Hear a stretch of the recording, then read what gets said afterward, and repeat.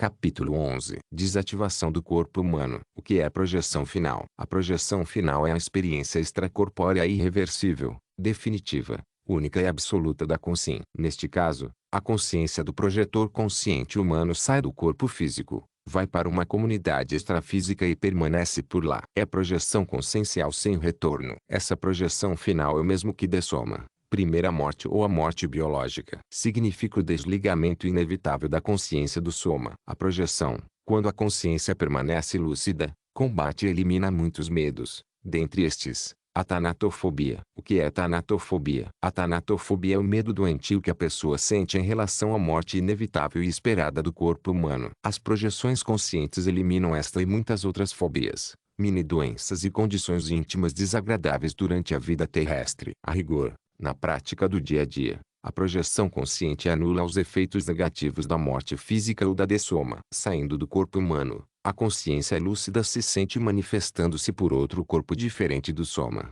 Na maioria dos casos, o psicossoma, ou o corpo emocional, mais leve e sutil. Além disso, vivencia a vida em outra dimensão diferente da atmosfera humana, uma dimensão paratroposférica, correspondente extrafisicamente à faixa da vida humana desenvolvida desde a superfície das águas do mar até 10.000 metros de altitude. Essas ocorrências obedecem sempre a um padrão fixo, em todo o mundo, variando apenas as interpretações do projetor ou projetora, de acordo com os seus princípios culturais e sociais, os condicionamentos e repressões que a criação e a educação em geral impõem à pessoa. As pessoas mais universalistas, não sectárias, interpretam melhor e tiram mais proveito das experiências conscientes fora do corpo humano. Elas descobrem mais facilmente suas condições de consciências em evolução dentro de um período de existência animal, humana, e recobram, mais fácil e rapidamente, as realidades de sua procedência extrafísica de onde vieram antes de renascerem. Nunca, em todas as civilizações,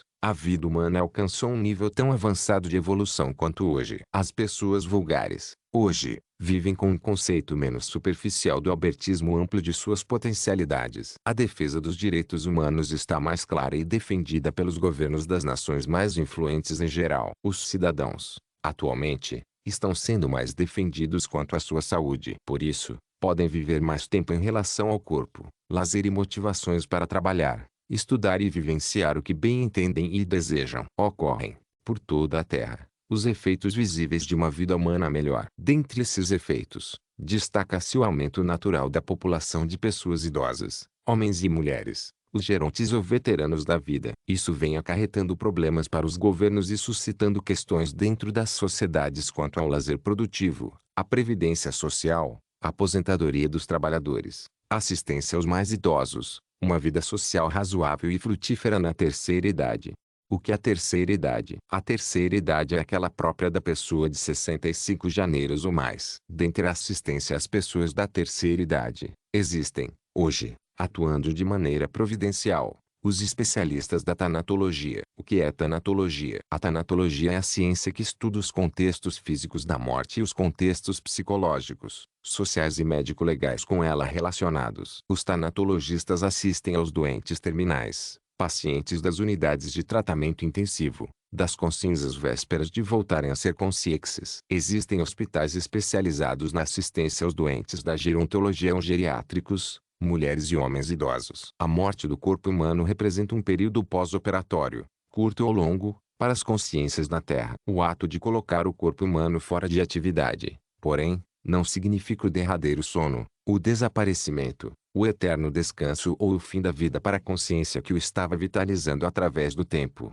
6, 7 ou mais décadas. A passagem da morte, o dessoma, é a última coisa que a consciência humana pode fazer bem enquanto permanece respirando em um corpo animal na atmosfera deste planeta. No entanto, dentre as maiores tolices existentes com grande cerimônia e pompa, nos tratados clássicos da sabedoria universal, estão as referentes à morte do homem e da mulher. Os conflitos de origem intraconsciencial, ou dentro da consciência, não desaparecem então somente com a desativação do corpo humano. Intimamente, a consciência prossegue sendo o que sempre foi. Depois do choque biológico da dessoma, a estrutura íntima do micro-universo consciencial segue sendo exatamente a mesma. A dessoma mais confortável é a do completista existencial, aquela personalidade que completou todas as cláusulas do seu contrato de experiências humanas, estabelecidas antes de renascer na Terra. A dessoma menos confortável, obviamente, é a do suicida. Por metáfora, podemos afirmar que o período da senilidade é uma peça musical que somente acaba muito depois do fim. Uma das maiores perdas sentidas pelas consciências,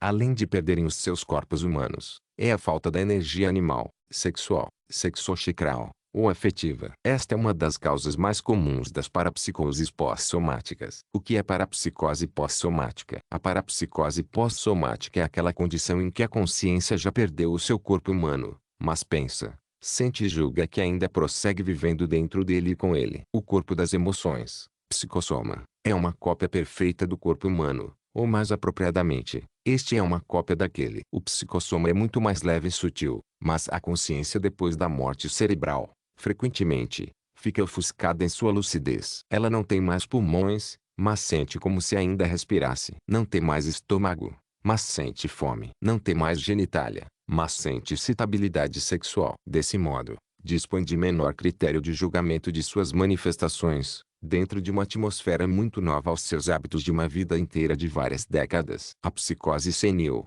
arteriosclerose, ou mesmo a tão frequente e atual doença de Alzheimer, em certos casos, podem representar o período humano, longo, final, capaz de esvaziar ou diminuir o período extrafísico dessa parapsicose pós-somática. Isso acontece com legiões de pessoas idosas. Neste caso, o velhinho caturra e ranzinza, por exemplo, evoca ou chama, sem consciência do que está fazendo, o tempo todo, determinados companheiros, parentes ou amigos, não raro até mesmo da época da sua infância, já falecidos, reclamando de coisas e situações passadas em que se envolveram ou viveram juntos.